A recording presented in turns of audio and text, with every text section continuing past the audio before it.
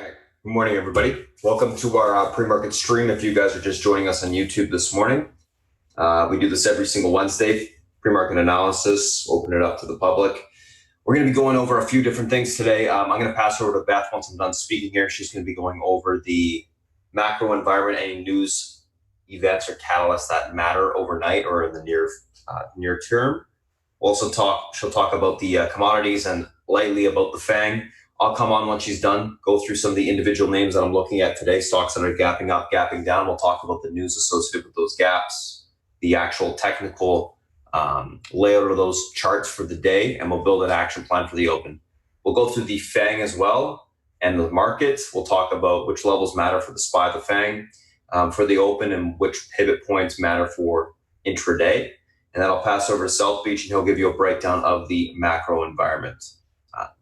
Once all that is done, I'll come back on and recap what we talked about this morning, and we'll get ready for the open. So if you guys are just joining us, welcome. And for everyone else, let's get started. Beth, it's all yours. Yes, so good morning, good afternoon, good evening, my friends, and welcome to those of you who are joining us on this Wednesday. Let's take a peek at some of the economic data that's come out. Oops, sorry about that. Yesterday, what got the crude moving was this drawdown. There's been some really wide swings on these API and IEA weekly stock, the stock of crude. I'm not sure what to make of it, but we had builds. Now we're having larger drawdowns. We do have that coming out this morning, 10:30. Guys, Fed Powell, what happens is today he speaks at 10, but it's a prepared speech and it does get released. So at 8:30 this morning, his prepared text will be released and the market will basically go over it to see if it's a Goldilocks type event. If he's been signaling more rate cuts, we don't know yet, okay? The market is 96% probability that there's going to be a 25 basis rate cut at the end of the month. I am on the fence on that, and I continue to say if you look at the dot plot or if you look at different signals, it would say no. But we're going to take a little bit of a deep dive into that in terms of what the different rules are in terms of cutting rates. I think you'll enjoy it. As well, auction, Bullard is speaking, and we get the FOMC meeting. Now that's at 2 o'clock. So that's going to be another important release for us, okay, today. For those of you who enjoy Barron's, there was a really wonderful article this morning they published on the different rules that the Federal Reserve use, okay, in terms of looking at the Fed funds and how with one of those rules, they would be back to zero. And it's mainly a function of inflation or lack thereof. Right? It's a great article. I would highly recommend you reading it. And what I did was I did a little bit of a deeper dive for you guys on that. And this is the thing that's causing the problem in terms of where rates are. The price of consumption, okay, continues to go lower. And with that said as well, the also hourly wages are going basically flat, a little bit higher. So these are different rules. And if you want to learn about the different rules, of course, the Federal Reserve Bank of Cleveland came out with the 7 rules that apply to when you, the FOMC, what they are looking at in terms of justifying a rate cut, okay? So the one that's important right now, and it seems like if you look at this chart, seems the one that they're using the most, okay, is this first difference rule, okay? And it specifies on here, you can see right here, it's a forward-looking first difference rule. Basically, first difference in the policy rate is related to forward-looking inflation gap and backward change of unemployment rate in the previous quarter. Okay, so we have a divergence here, right, with the unemployment rate with showing a tight market versus the inflation rate saying it doesn't exist. So this is why, for me, looking at these different rules, I think the one that they are this is the one that they prefer. It does not justify a rate cut mainly because of the unemployment. We'll see. Guys, Federal Reserve Bank of St. Louis, excellent website. All kinds of articles in it, but they are the one that provide research and data for those of you who are so inclined to look at their research papers, and they basically come out with all the stats for us. Right? The other Federal Reserve banks have articles, but they don't have the research and data. So for those who are wonky, I highly recommend you looking at the different charts that come out there and the data that they present. One of the articles right here that is front and center is the recession signal with the home sale. Okay, and that's portending a recession going into the last quarter of this year into the first half of next year. Now, I want to show you this is the case of stagnant wages, right? So even though we have a tight labor market, we haven't seen the inflationary spike that would normally happen in terms of a tight labor market. It has been very docile, very stable. Granted, it's up 10%, but over, if you look at it over 18 years, that's low, right? So there's a lot of things that are interesting and going to provide, I think, a fascinating FOMC at the end of the month. Let's see what Powell says today. As I stated, 8:30 is going to be the release date of his prepared notes. I think it's going to be more a function of the Q&A. That's going to be fun. Okay, so let's look at, this is the New York Fed probability of recession. All right, it has risen all the way up to 33%. Okay, when you get above this 33% probability, okay, and it starts to go higher, you are within a few months of the start of a recession, historically. But I would say that things are not, you can't look at some of these historical viewpoints, mainly because, number one, we have globally, there's never been this event before with quantitative easing. All right, we've never seen that before. All right, so we'll see what happens with that. Okay. This is the longest we have ever gone without a recession. Okay. Hold on a second. All right. So what does this mean? When the S&P is at the highest, right, and the recession is at the highest probability, right, what does that mean for the market as a whole? Not a whole lot, except 3 months out, it's 86% probability it'll be up. But as you can see, it's bullish for the underlying market. And that's the indication that, softer interest rates will be propellant for the market as a whole. That's the logic behind it. Okay. And what happens to other, like the bonds, dollar, gold, over when this 33% probability is crossed? Okay. Basically, on the 10-year, right, the yield goes up, shorter term. With that said, however, it is not, the only high probability is 2 months out, 0.09. The dollar index, and this is why I continue to say, you're not going to get the US dollar going down, okay, until the US Fed wants it to go down. And the way they're going to do that is with the interest rates to basically knock the strength out of it. But if you look in terms of statistics, there is no correlation with the dollar going down and interest rates going down and high probability recession. No correlation, 50%. It's a random theory right now. This is why I continue to say, guys, I've traded currencies for decades. It's a manipulation by central bank. And if the central banks in Europe, they don't want it, the currency to revalue, they're going to do what they need to do for it not to.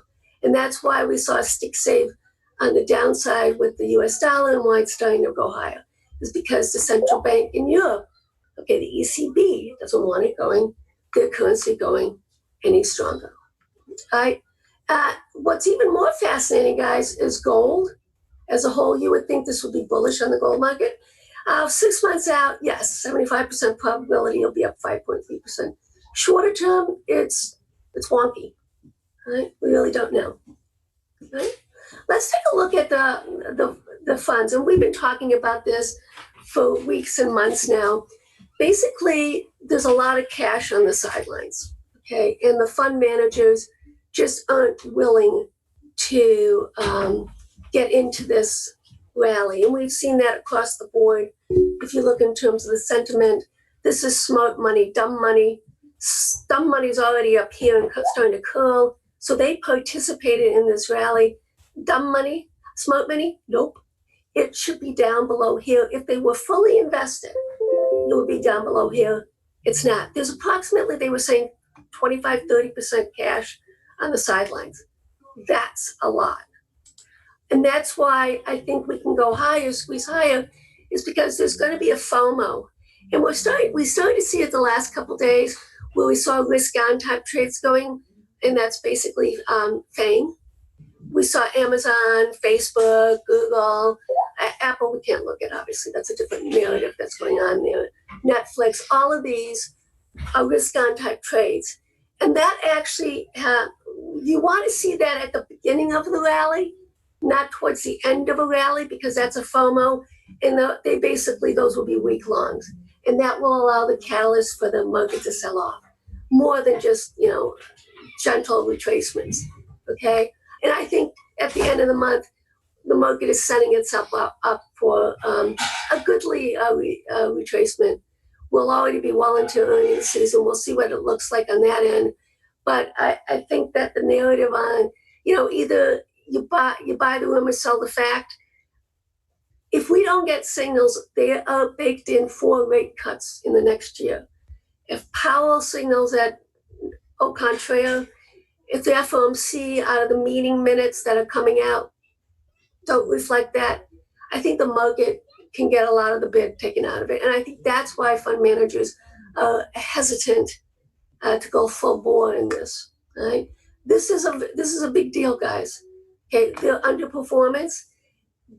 This is what gets you basically money taken out. Right? If you underperform the market as a whole, the S&P, that's your benchmark. That does not bode well. Okay. All right. Let's take a peek at some of the tickers I like to look at. Before we do that, I apologize. I do want to go over the Chinese newspapers, and it's really important because you get a sense of what they're thinking, right? And they do say that there was a telephone conference, right? That's important to know that it did actually happen, and they're admitting it. They also are discussing they're going to be improving the green electricity. This is important for one of our trades like NEO, okay? And the reason being is that the reason why NEO sold off was obviously reported very bad numbers the previous quarter, but more than that, they were subsidized by the different provinces, and there was chatter and talk that those provinces would reduce the subsidy. Okay, I think that's going to be back in play in terms of the subsidy on the provincial level, and I think this is the start of it. I think that the government is going full, wants to go greener and greener, and that would make sense that you would be in NEO or any company that would be providing some type of green automotive impact. Okay. Other thing is, let's look at the South China Morning Post. This is not government controlled. Okay. But it does say that, as far as the Chinese are concerned, instead of stealing, they're actually creating. They're now the trailblazers. That's what it's saying. We'll have to take a look at it. I believe that there is a brain drain that's gone on in the U.S. as a result of some of the administration's approach towards trade, as well as people coming into the United States. It's harder. So we'll see if that actually evolves over time, whether there was this brain drain and there is a gap that has to be filled here in the US. Okay? Another thing that's really important, guys, right? This article right here. The US basically said Huawei can do what it wants to do. Okay? They'll allow companies to trade with it. But the linchpin is the China has to buy agricultural products. Okay, and that's going to be really important because there's a quid pro quo. And what happened was there was a statement out of this South China Morning Post yesterday that she did not make any promises towards what they would do on the agricultural side, right? And Kudlow even mentioned it, that this is really important, this agricultural purchases. And you know why, I mean, it's not rocket science. Okay, let's take a crude gold. I told you, I thought this was gonna go higher. We've been hedged on our gold position since we had a double bottom here. When I'd like crude to go higher, you can be in UCO and then on the long side, and you can be a nugget on the short side if you want to play the spread, or you can just be long UCO or long some of the oil sector. It's going to go higher, guys. If we take out this top here on the weekly, then we can start to see a kind of move that goes up towards this resistance level. And the question's going to be is, how high does it go? It could actually even break this top. All right. We'll see what the inventory numbers look like out of the IEA today. That'll move the needle, but I think it's notable. All right, let's take a look at the U.S.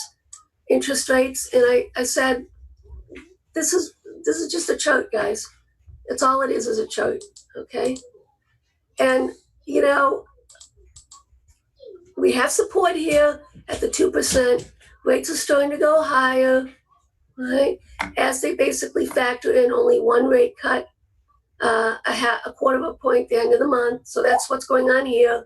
And I said there's nothing here for us on the US dollar, okay, until we either break out on the upside or break down these levels, okay? It's that simple. And this is why trading the currencies is so difficult. All right, let's take a look at the Chinese renminbi and the Chinese market. I don't know, this could be one of those cup and handles, okay? Or this is a rounding bottom and we basically take it out and negates it. Irregardless, we're getting to a point that we have to be cautious. And the reason being is the fact that you can see that this stopped, okay, way short. And if we put up the fibs on it, you can see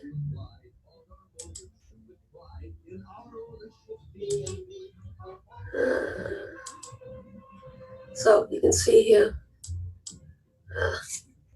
sorry. We stopped at the shallow 38.2% on the bounce. So that actually is bearish, guys, for the Chinese market. Longer term, I want to be in it. You have to be in it because of growth potential. But right now, we're in a little bugaboo until we take out this high from last week. It probably will trend all the way down to support here. We'll see if it holds up. Want to bring to your attention also on the commodity side, coffee. They're actually having a summit this weekend, and they're saying it's similar to what you would find in an OPEC summit. They're having a coffee summit this weekend, and they want to put on production restrictions to get the price going up. Right? Okay, let's take a look at some of the charts here. Quickly, we got the VXX. You know, I like to look at that. And on the weekly, basically, we last week's low and last week's high, okay, are the pivot points. You want to sell near the resistance and buy near the support until otherwise breaks out. And we're kind of neutral right now in the middle of it, towards the upper end here. So basically, you have to write on your blotter 25, well, actually it's 25, 17, 18, that area. So let's say, 5 to 15. If we get above that, then you would expect the next leg up. And that will probably get us into this range, 2682. That would also be indicative of that the market is going to sell off, guys. Put call ratio, very fascinating in the sense that we did get a little bit of a bounce here, but we keep reversion back to the mean. And the mean right now is 81. Right now we're at 78. I don't see anything here right now for us, okay, to be honest with you, unless we start holding above, okay, these resistance levels.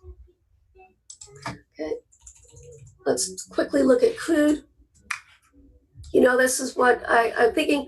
We have not broken out yet, okay, but this week we'll have resolution one way or the other, okay. We should, if we're going to break out, we'll break out this week, and it would be signaled by the break and hold above the 200 EMA on the weekly, okay. So we also have a fib coming in there as well at the 59.96 level. Right? If that happens, you're going to see a nice little push all the way up to the 63.80, I believe, 62.75, and then you have some EMAs. It's going to be interesting to see what happens here, guys. Right? Irregardless, I prefer to do it as a spread right now against the physical commodities. All right. Gold is still holding up, guys. So basically, last week's low, close below that, would be obviously a negative. And that would also implicate if we get below this 38.2. So why is that 38.2 important? The stronger the move, the shallower the retracements. So, and this also falls in the baby bull high that we saw 2015, 2016. So that's notable. So this is kind of an important deal, guys, if we break below this. I will become more aggressive on the short side if we do break this. Right. Quickly, we'll go through the some of the futures. As you can see, holding up, but not getting anywhere. Sideways consolidation, an inside week so far. FOMC with Powell speaking, I think that's going to either break us or push us higher. That obviously, because we're basically coiling right now, guys. So that's notable. Same narrative, but it looks like we have a topping tail here on the NASDAQ. And this is important, guys, in terms of the QQQs. It's lagging, not leading. So that's a big red flag for us. Now let's take a look at the IWM. And this is a huge red flag. I am short small cap, okay, against the portfolio positions. As you can see, it hasn't even taken out the 78.6%. And let's see what the IYT, also we talk about the Dow theory with the transports. Right, that also, okay, can't get out of its own way. And as you can see, we're not even close to taking out these highs from April. Right? And sideways consolidation, okay, we'll see where it holds up. And basically this is FedEx UPS. That's the majority of it. I do have weak seasonality coming in with the rails as well, so that will impart on that too. CSX has a strong weakness going into August, so it's notable. And as you can see, this is triangulating, okay, and we'll see whether, I would anticipate that it's going to break down, guys. Right. All right, my friend, now my time is up. Spartan will guide you on the micro side. Unless, Spartan, do you want me to continue on, or are you ready? I'm ready. All right, guys, Once again, welcome and enjoy. Take care.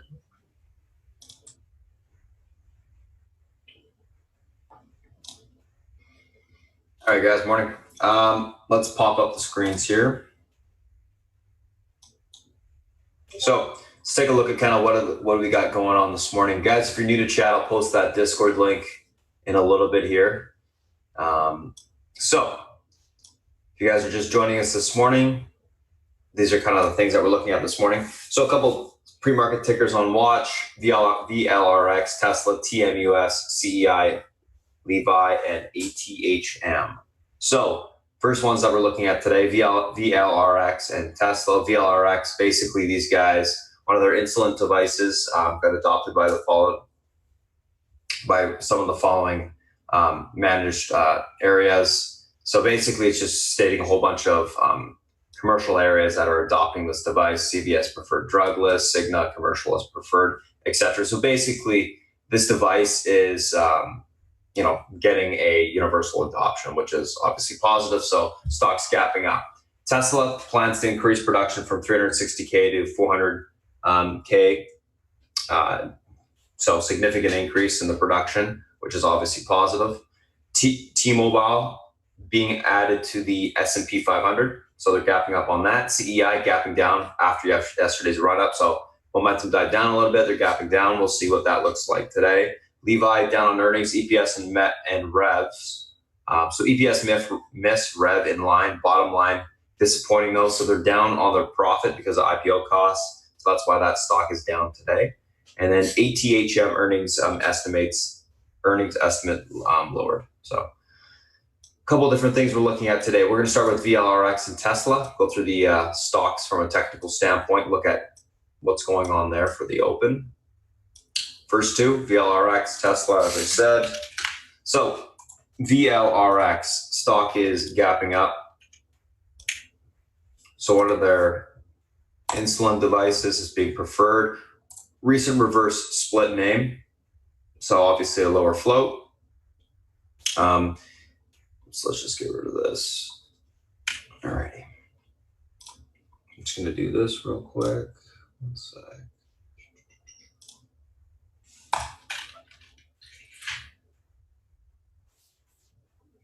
Some more data on this chart. My normal platform doesn't allow me to see everything.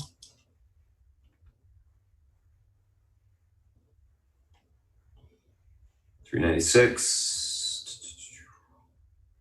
$339, $357.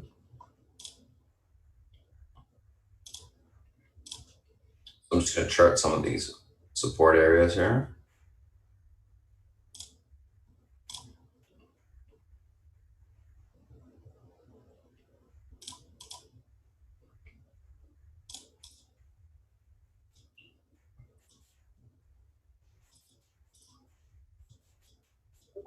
Alrighty.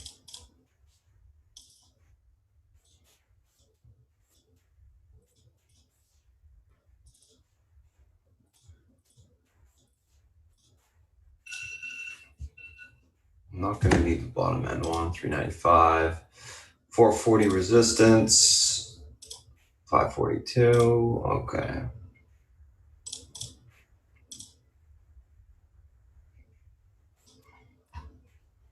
There we go. It helps. 520, and then 6 above that. So a couple different levels we're going to be looking at this morning on the stock. Pivot point to the upside. Pivot point, what is that? That is a strong area of support or resistance on the chart, usually the daily for me. And what it does is if it's able to cross or break that area to the upside, you tend to get continuation higher. If you break it to the downside, you tend to get continuation lower. So what it does is it gives direction to the stock.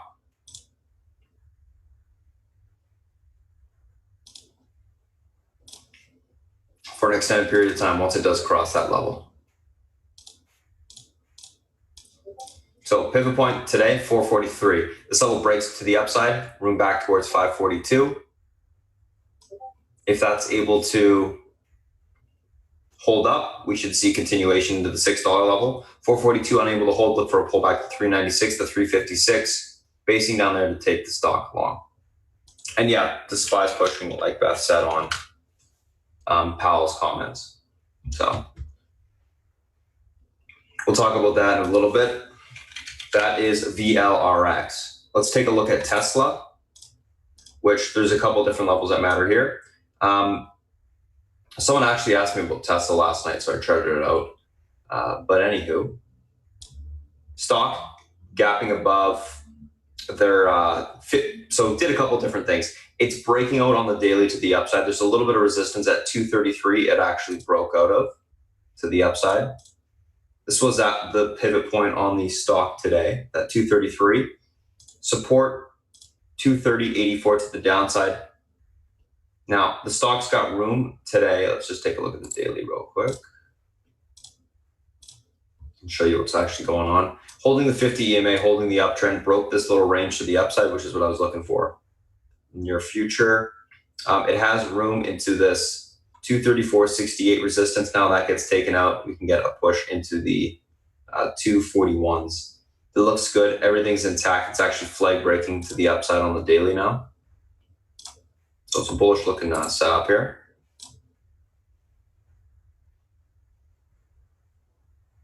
Here's that pivot point I'm talking about right there. 234, I should say. 96. Support 233, 230.83 other support. Next resistance is 236.43, and then it's got room to 241.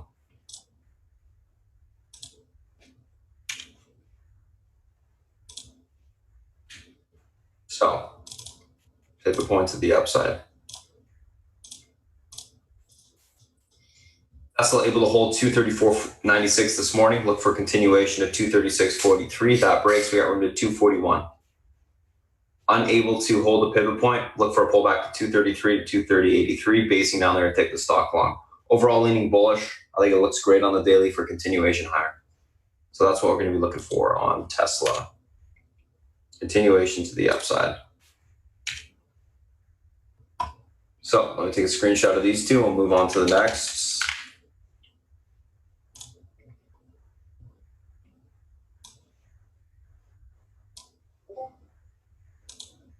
And good morning, Peter. The way to use these levels, guys, if you're just joining us, is you put them on your chart. These are technical levels that matter, that you can trade off of in the morning, which is what I do, and everyone in the chat does. So if you're just joining us, chart these levels out on your charts as well. You'll see how they work every single morning. Tesla and VLRX. Next to TMUS and CEI. Oh, T-Mobile being added to the S&P 500. So gapping up on that.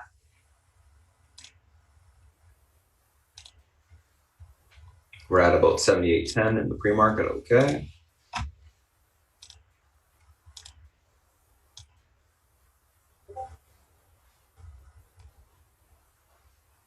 Pivot points to the upside, 77.96. That breaks, we got room to 79.29, and then room to all-time highs. So that 80.93 level.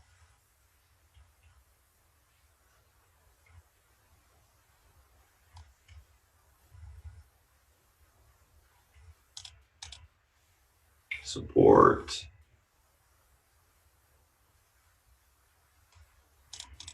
I don't think we're gonna get that much of a pullback, but support 77.13, 76.41. Pivot point to the upside is the 77.97 level. This level holds, room towards 79.28 this morning, and then possibly to 80.93. We should see continuation on this. Stocks being added to the S&P 500. Funds that previously couldn't buy the stock, that can only buy stocks that are in the S&P 500 now are going to have access to buy the stock. So the amount of liquidity on the name is going to increase. 77.97, your pivot point to the upside. Holds, room towards 79.28. That breaks 80.97 to the upside, or 80.93. 77.97, unable to hold, look for a pullback to 77.11 to 76.41, basing within these two areas to take the stock long. leaning bullish, looking for a continuation higher. CEI. This should be an interesting one this morning. So this one is the recent reverse split that ran on momentum yesterday. 56.69.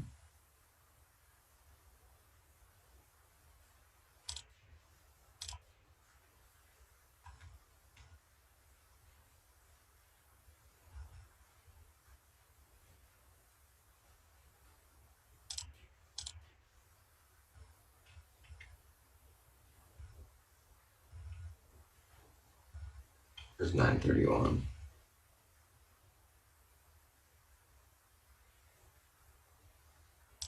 There you go.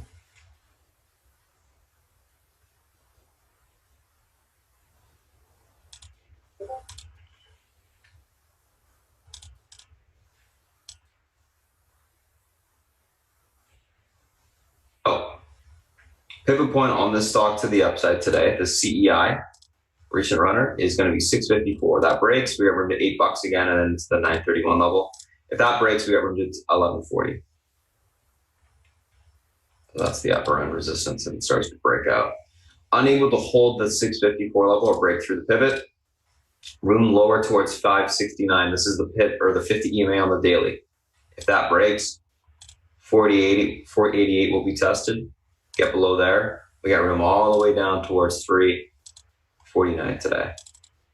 I did a couple different extra levels, one on the upside, one on the downside, just because this will have more range than I think what we think. So 654 pivot point, breaks to the upside, room to 8 and then 933.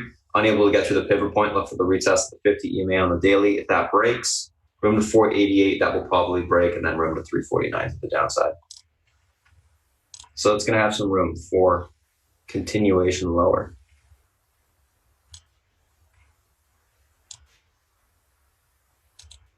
That's T-Mobile and CEI.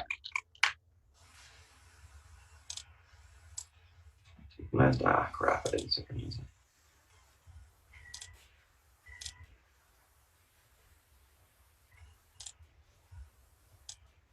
711.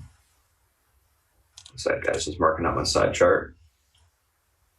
All right, let's take a look at the next two, which are going to be Levi and ATHM. There we go, synchronize. Levi, ATHM, let's take a look. SPY's got room to 298.55, by the way, guys. 298.55 this morning. Levi, what's going on here? So stock gap down on their earnings. Basically, profit was the disappointment. Everything else was in line, essentially. But they were saying their IPO costs offset, obviously, profit margins this quarter. Gapping down on that. 21.22 support. That breaks 20.47 to the downside. Pivot point to the upside is going to be the 50 EMA, 21.88. We get back above that level.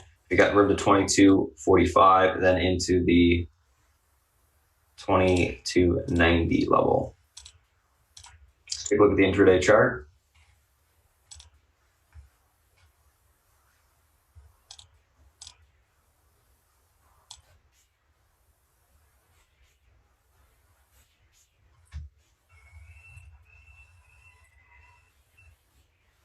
Alrighty, so 21.89 pivot point to the upside today on this stock. This level holds, room for continuation back towards 22.44, then into the 22.89 and look for topping there to take the stock short. 21.89 unable to hold, look for a continuation sell off to 21.22, and then into the 20.45 level to the downside. Going to be looking for, I'm leaning bearish, going to be looking for topping, take the stock short, pop, topping, or break of the pivot, short the stock. That's the best way to play it. ATHM, so stock gapping down on a lowering at firms of their estimated earnings. Let's take a look at where the stocks got room to today. In the pre-market, it is down, I think, 4 points. Yes, 3.5. Ugly looking chart. You can obviously see it's breaking the descending triangle to the downside. Also, a range break to the downside as well on the daily. So overall, in that regard, it's bearish. Where does it have room to today? So 80-30 support breaks. We're gonna have some room down here.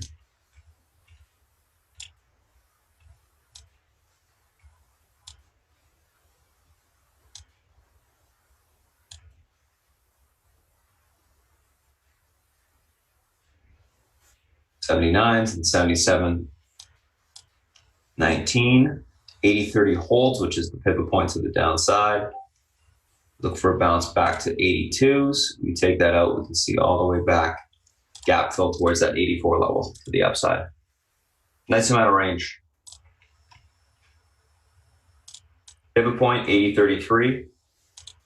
78.96 is your first support. That level breaks. We got room to 77.21. It's able to reclaim the pivot, room back to 82. Breaks that, we'll squeeze all the way back into the gap fill 83.97 to the upside.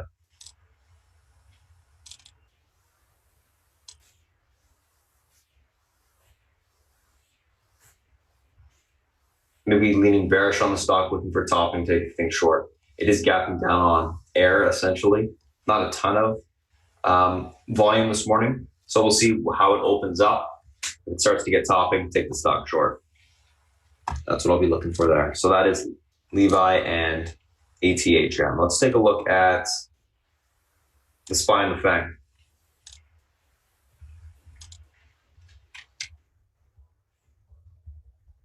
So SPY, FANG. Actually going to save this all. One sec, guys.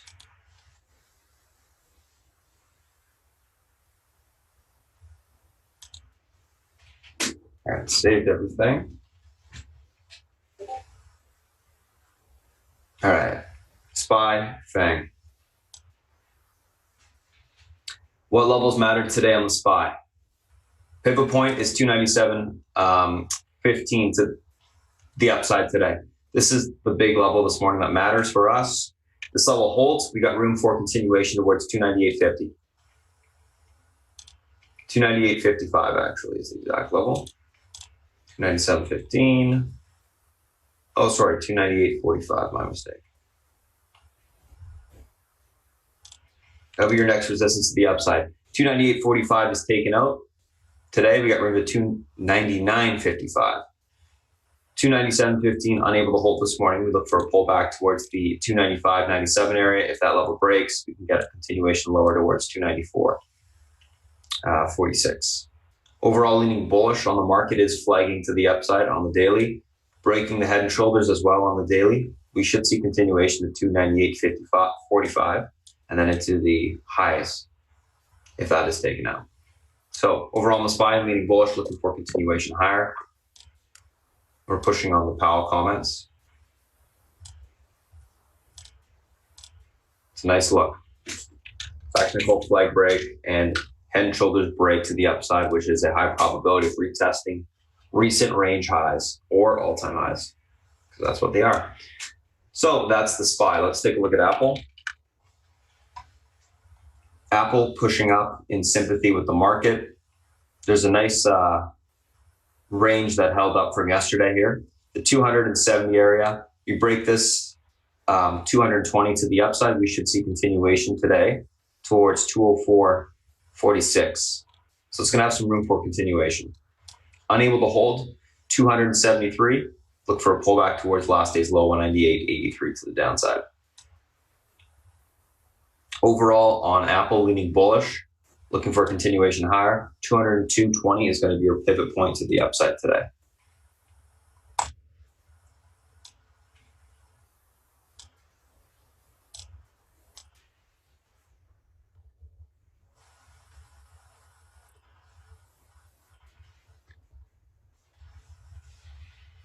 Amazon, 2000. We talked about this yesterday.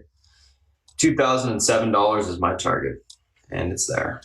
Well, it's getting there.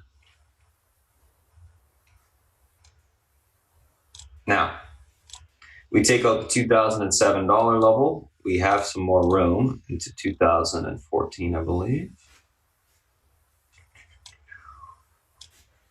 Let's go over here.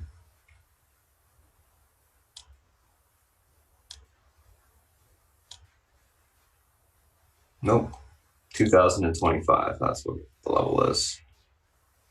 And then we're looking at the all-time highs.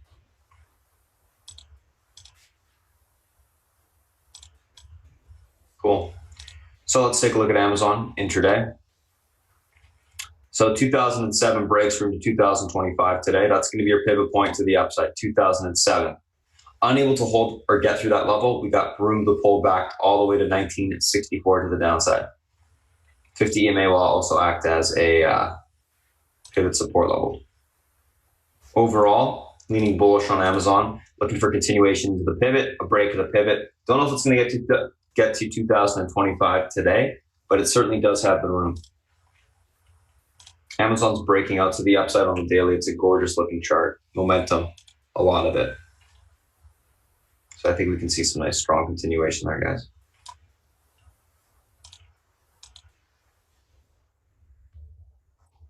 That's Amazon. Let's take a look at Netflix.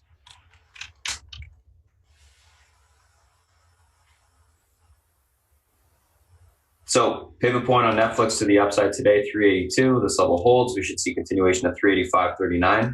We break this range to the upside. We have room all the way to 390s today. Unable to hold this 381.99, we look for a pullback into the 378.50 level to the downside. We break that, room to 375.35 to the downside.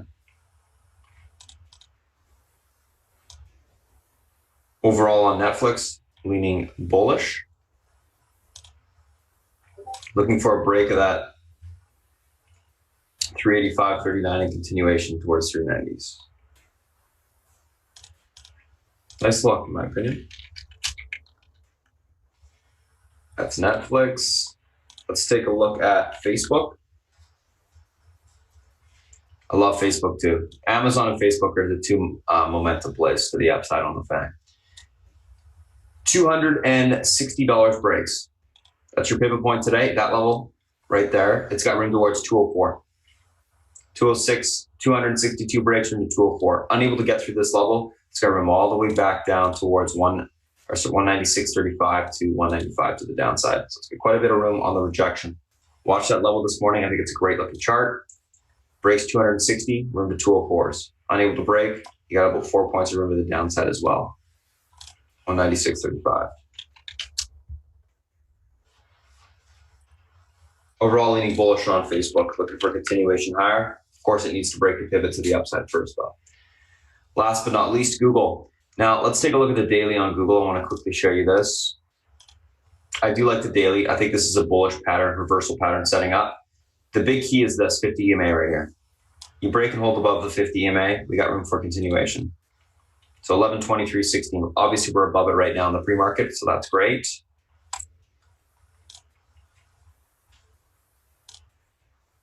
We need to hold this level, the 1123.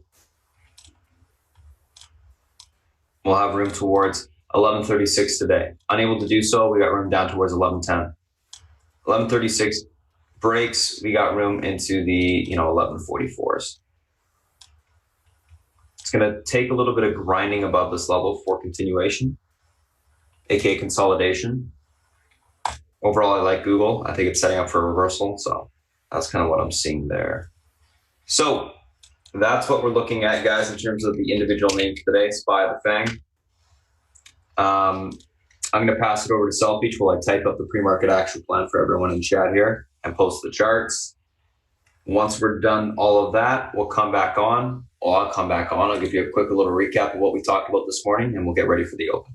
South Beach, if you're ready, it's all yours. Good morning, boys and girls. How is everybody today? Okay. Excuse me. Okay, so what's the news of the day? Of course, it's Powell. Listen, the bottom line is he didn't have the balls to not cut. okay, no matter what the economy was doing, all right? He made that mistake when he first came into office, and he caught all kinds of grief. And at the end of the day, he's human, and he didn't want to fight the fight, okay, because the world was against him, and it would have been against him again if he didn't acquiesce to cut rates, okay. It's very difficult to go against everybody, all right, no matter what your position is. The president has been beating the hell out of him. The All the business community would have beat the hell out of him. And so at the end of the day, I mean, he's saying that the markets are soft and whatever, and he's probably right, but he just it was like too obvious, and I think he'll cut, and I think the market is the one who determines rates. I've been saying that. It's not the Fed, okay, and he's just following, okay. The Fed has not been leading the way; the market leads the way, and so that's what we have this morning. All right. When I woke up this morning, rates were up. Now they're down in the U.S. and they're up overseas, but their rates are like kind of sort of a joke. I mean, the 10-year bond in Germany is a minus 0.31. So they have negative numbers in much of Europe, France too. What does this signal to me? It signals to me that the dollar is going to stay weak, which is what the president wants. It's better for our industrial companies, and gold should continue to be a safe haven based on a weak dollar. Okay, so that see how all those pieces of the puzzle fit together so nicely. One thing that I do think that is indicative of the softness in the industrial complex is this MSM, which missed today. MSC Direct is the name of the company. They're like an early indicator of industrials companies might, because they supply them with all kinds of stuff that they need kind of sort of at the last minute. And they had a really crappy quarter. I know this company really well. I use it as a temperature gauge of industrial stocks. I think these stocks will be a source of funds. And I would tell you, be careful in any of these names. The names I'm kind of talking about, also based on, what was it, Siemens that missed yesterday? Or the day before, I'm sorry, BASF, excuse me. So you have Eastman Chemical, Triple M, Honeywell, URI, Illinois Toolworks, Parker Hannifin, those kind of stocks I would not be long, all right? The stocks that were long, were the best stocks yesterday were the ones that had, excuse me one second.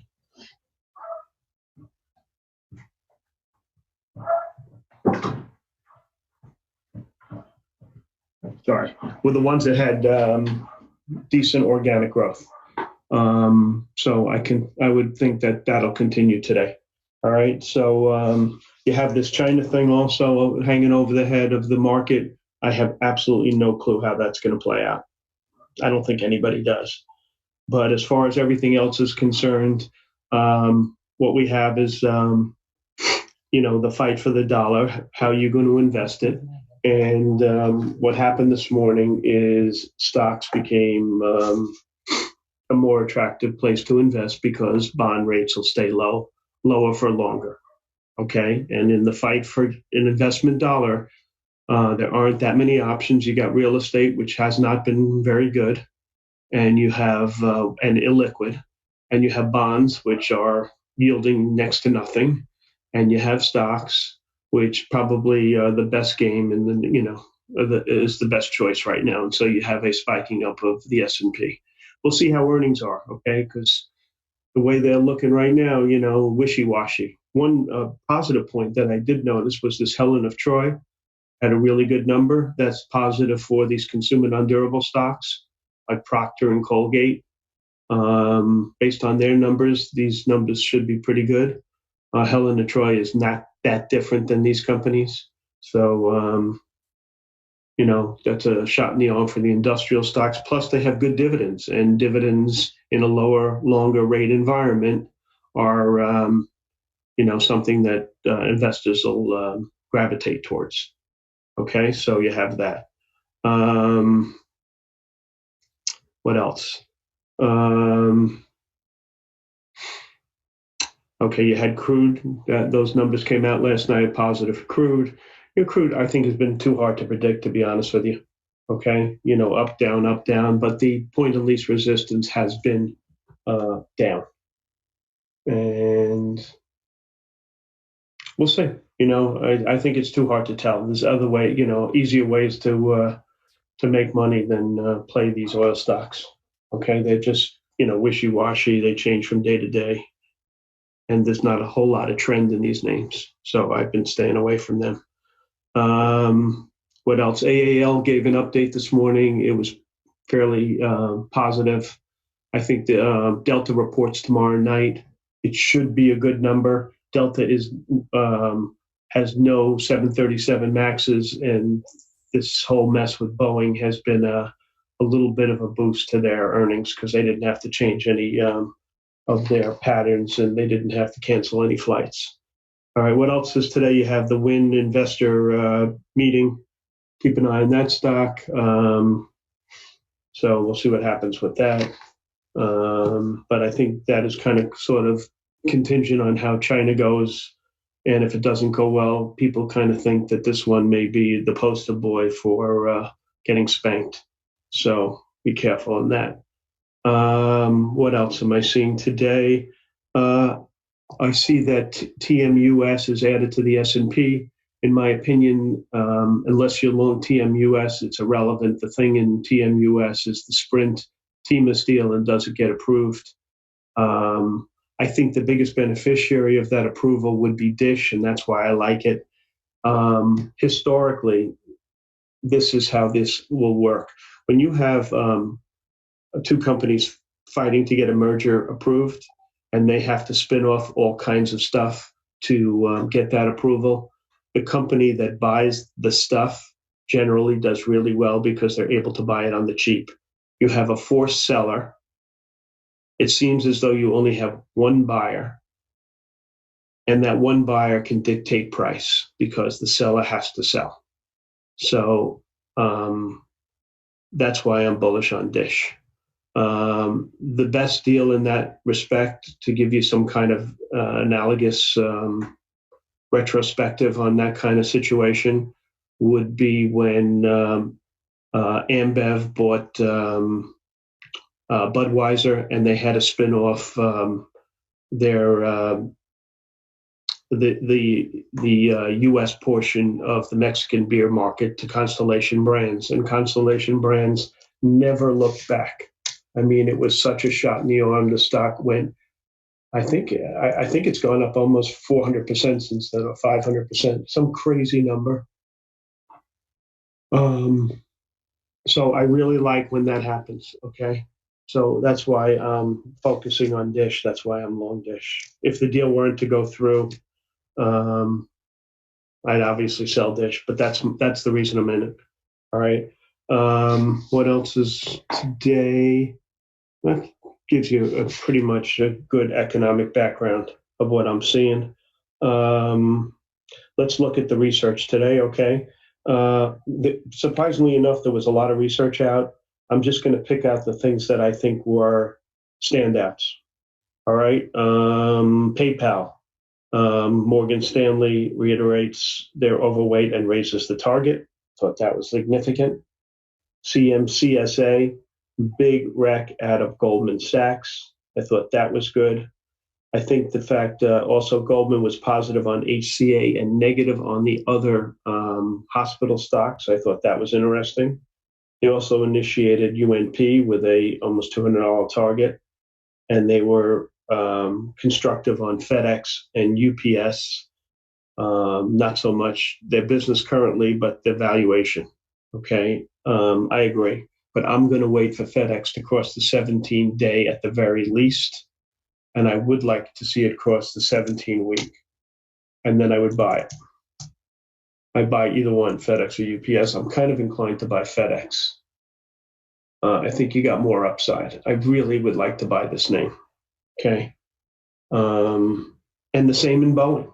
It's the same mentality I have in both these names. I really want to buy them, but I need to see them cross the 17-week moving average. And when they do, I will be all over them.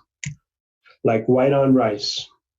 Okay. What else was interesting? On the long side, Symantec, Wedbush says it's worth 26 to 28 in the takeout. I don't like the fact that it's taking so long.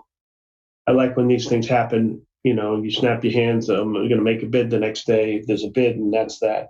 Wells raised target on MA and V and American Express. I'm long MA and V. Those are my core positions. What else did I think was decent?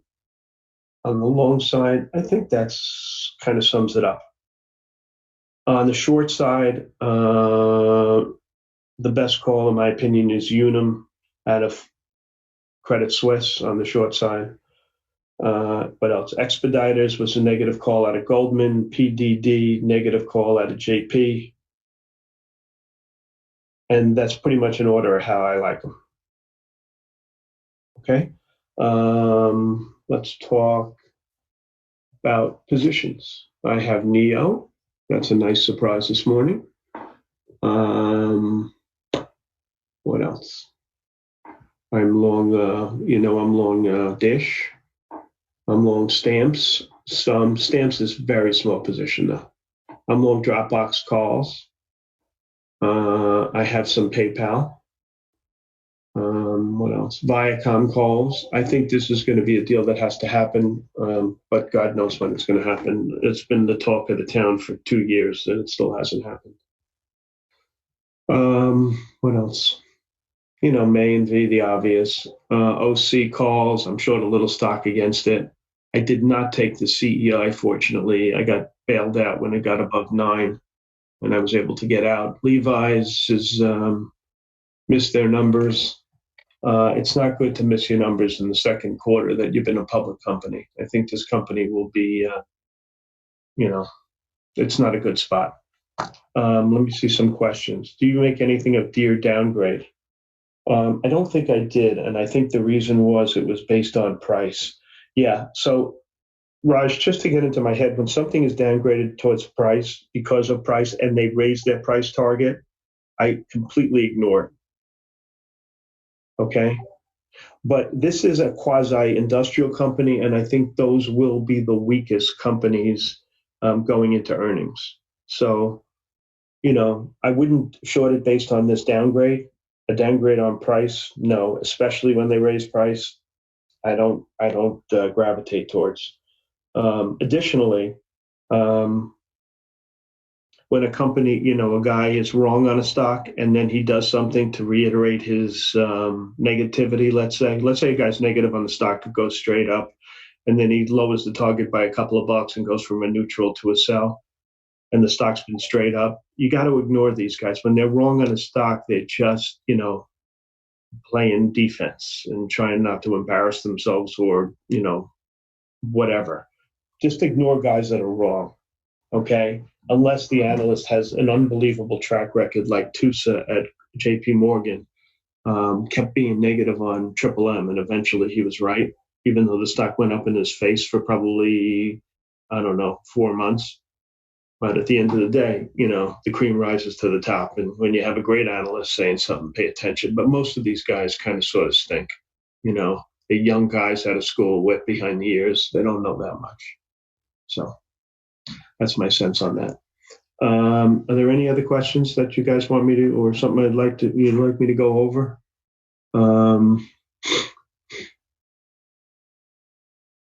Okay. So this Helen of Troy, I'm really, focusing on that right now. The consumer non-durables had a really bad day yesterday. And so I'll be watching them, even though they should be higher I like stocks that, a situation where something's supposed to happen and it doesn't happen, and taking the side, of the market, so I'm always looking at that kind of thing. All right. So I'll, at the open, I'm going to be focusing on like what's not pairing up the way it should. Would you repeat a ticker? Ticker sounds like MANV. Ticker I own. Oh, oh, did I say MasterCard and Visa maybe? MA and V. Right. I'm sorry. I always own those stocks, GenFizz. Those are my NAMT. Those are free cash flow machines. And so, they're tattooed in my brain. I'll never let them go unless, I don't know, something crazy happens. All right. So that's really it. I think Beth and Spartan have been great in calling these FANG stocks. So, pay attention to that. Their calls have been great. And we'll see what happens. I'm looking at a couple of biotech stocks that are on the cheap. If I pull the trigger, you guys will be the first to know. All right. I'll tell you right away. But I got to do a little more research before I come on here and tell you guys I like it. I just can't do it based upon, a maybe. Okay. So that's the situation. Spartan, are you almost ready, bud? Yeah, give me one. I get 30 seconds. Sure, take your time. All right, so let's watch the way Delta acts into earnings. I think that's good. Europe, the airlines had a good morning, so we'll keep an eye on that. Also, bank stocks were up this morning in Britain pretty good, but their rates are up and ours are down. So I wouldn't gravitate towards bank stocks this morning. Just don't think. I think they'll be kind of sort of on the heavier side. The yield curve will just be no way for them to make money in this, lend short and borrow short and lend long. That business is just not that great. And the trading business, as we know from Goldman, is not good. So I'm not really sanguine on those stocks. I'd rather buy a FedEx that's in the dump and a Boeing because I know their business will turn. Goldman, it might turn. The other two I know will turn. So those are the stocks I'm looking at. And really the Charter, keep an eye. So Comcast, that was a monster call. There was a big call sweep on Wells Fargo yesterday too. Here's the thing in Wells Fargo, guys. So they're going to announce a new CEO. I don't know what's taken them so long. You've got to think by this point they've extended the job offer to more than one person. Okay, that's turned them down. So, if they get the right guy in there, the stock will gap up clearly.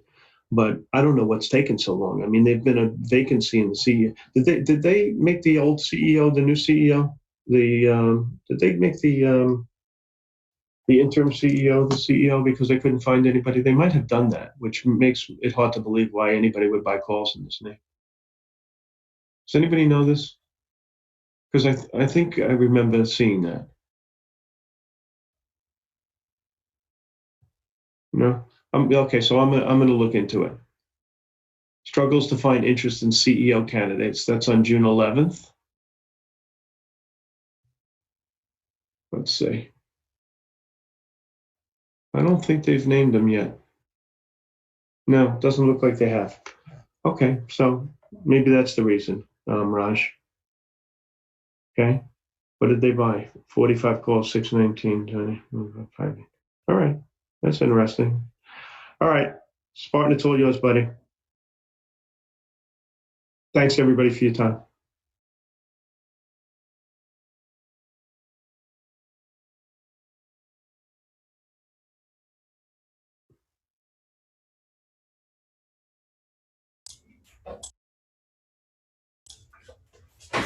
All right, thanks. I'll be short.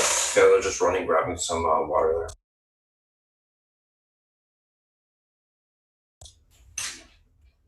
So let's do a quick little recap about what we talked about this morning.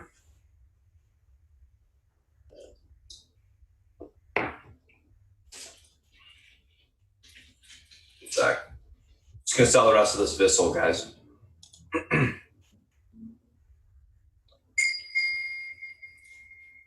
All out of the Vissel. Quick little point this morning. All right, so what do we got going on this morning? Okay, so pre-market tickers on watch today. If you guys are just joining us now, things that we're looking at today are VLRX, Tesla, T-Mobile, CEI, Levi, and ATHM. So VLRX, wearable insulin delivery device, has been recently adopted on the following managed care formularies: Cigna Commercial, Humana Commercial, and CVS Preferred Drug List. So they're gapping up on that. Tesla plans to increase production from 360K to 400K vehicles next quarter. T-Mobile to join the S&P 500, gapping up on that. CEI gapping down after yesterday's run-up. And then Levi down on earnings, EPS miss, rev in line, bottom line disappointing, profit down because of the IPO costs. And lastly, ATHM earnings estimates lowered, so they're gapping down on that. So let's take a look at kind of what we got going on this morning. Let's take a look at the first two, VLRX and Tesla. VLRX and Tesla. So VLRX 443 is your pivot point to the upside today. This level breaks and holds, room towards 542 to the upside. That breaks, we got room to $6. What you guys can't see on the pre-market stream for YouTube is obviously I've posted the charts that I charted out and the action plan for the stocks today. And as well as Beth's posted the option plays on potential for the open as well on anything option side. So SPY, FANG, for the most part, or any of the bigger cap names that actually have options that we can play on them. VLRX though, 443, pivot holds, room to 542 and 6. Unable to hold a pivot, we look for a retest of 396 support and then 356 to take the stock long. Overall on VLRX, I'm leaning bullish, looking for a reclaim of the pivot, continuation higher. Tesla, 234.96 is your pivot point to the upside today. Stocks holding the 50 EMA on the daily, breaking out to the upside, breaking a downtrend. It looks good for continuation. 234.96 holds, room towards 236.43 this morning. We take that out, we got room to 241 today. Unable to hold 234.96, look for a pullback to 233 support, to the 230.83 support, basing within these two areas to take the stock long. I think we should see continuation higher, should be able to hold the 50 EMA on the daily and get the next leg up. T-Mobile, TMUS, 77.97 is your pivot to the upside today. This level holds, room towards 79.28. If that level breaks, we can see continuation into the 80.93 level today. It's got quite a bit of room. 77.97, unable to hold, look for a pullback to 77.11 to 76.41. Look for basing within that area to take the stock long. Being added to the S&P 500, I think we should see a few days of continued grind to the upside. Let's take a look at the next one, which is CEI here. So stocks gapping down on after yesterday's run up. 654 is your pivot to the upside today. This resistance breaks or is reclaimed. We got room for continuation into 801. We take that out, we can see 933 tested to the upside. Unable to get above 654, look for a pullback to 569 support. This is the 50 EMA on the daily. This level breaks, the stock will sell off. 488 will be tested, next level, and then if that breaks, 349 to the downside. Take a look at the last two, which are Levi and ATHM.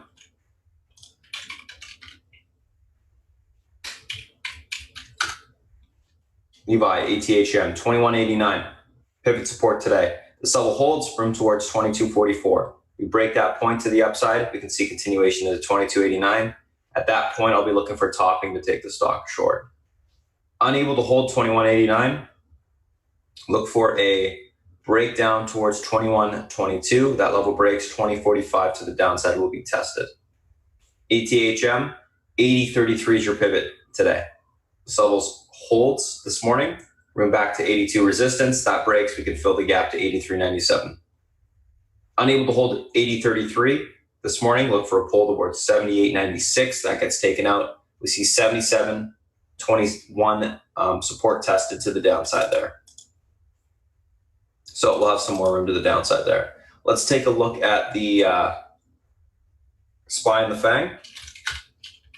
I'll throw this visual up on the side.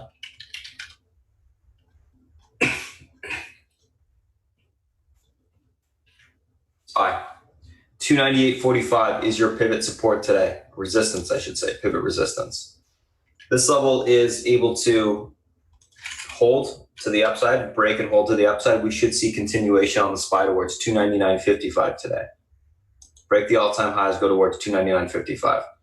Unable to hold the pivot, look this morning, look for a pullback towards 297.15. This level breaks, we got rid of 295.97 today. Overall leaning bullish, going to be looking for continuation higher today. We probably will need a slight pullback this morning, then a flag break to the upside just for this to be a sustainable push. Overall though, looks good. Flag breaking on the daily. It broke the head and shoulders on the daily. Point of least resistance is to the all-time highs right now. Let's take a look at Apple. Oops. Apple, 220 is your pivot resistance today to the upside. If this stock gets above 220, room towards 204.50 to the upside. I love it. Looks good for continuation. Unable to hold 202.20 this morning, look for a pullback to 270. Support. If that support breaks, we got room all the way down towards the 198s on the downside. Overall leaning bullish, looking for continuation higher. Amazon. $2,007 is the target. This is the target since yesterday. That level breaks, we got room to 225 today. Unable to get through 2007, look for a pullback this morning, probably into the 1980s. That level breaks. 1964 will be tested to the downside. That's the technical next support.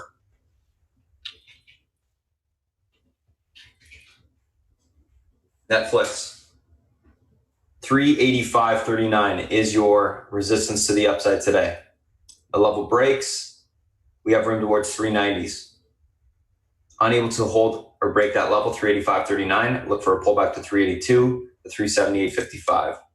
382 first, obviously, basing there to take the stock long. Unable to hold, room towards 380, 378.55. Overall leaning bullish on Netflix, looking for continuation into that top level resistance. We'll see if we're able to take it out this morning. Facebook. So 262 is your resistance to the upside today. This level breaks, it's got room at 204. So quite a bit of room to the upside if we're able to take that out. Nice looking chart in my opinion. 262 is unable to break this morning. We look for a pullback all the way to 196.35. It's got room to the downside on a rejection. Overall leaning bullish on Facebook, looking for continuation higher. I like the luck. Last but not least, Google. So Google broke back above the 50 EMA on the daily to the upside. It's been one of the FANG names that has been lagging behind the others for quite some time. It's setting up a reversal pattern on the daily. If we're able to hold above the 50 EMA today, which is 1123.32, we should see a retest 1137 to the upside. We take that out, room to 1144. Unable to hold 1123.32, look for a pullback to 1110 to the downside. This Vissel, guys, if it takes out 717, it's got room towards 772 to the upside. Watch that little push there. But anyways, that's what's going on in Google. So that's the SPY, the FANG. Overall, market leaning bullish, looking for continuation higher today. I like the look. Do we need a slight pullback this morning? I think we're going to need one so that we can have sustainable push. But if everything squeezes, it squeezes. Watch the semiconductors again today for continuation. I do like those as well.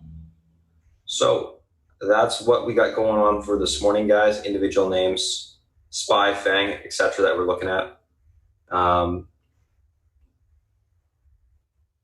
If you just joined us on the stream this morning, thanks for popping in. I'm going to go over some questions and then we'll cut the stream off pretty quick here. MDR target, please. Let's take a look.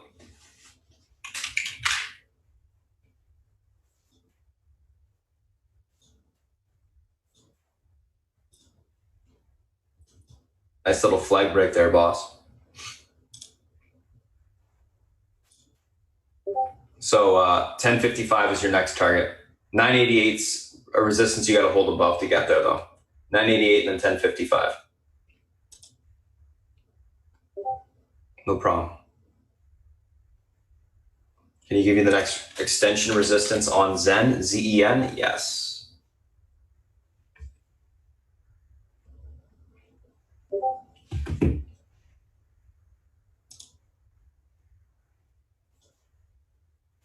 bet I can.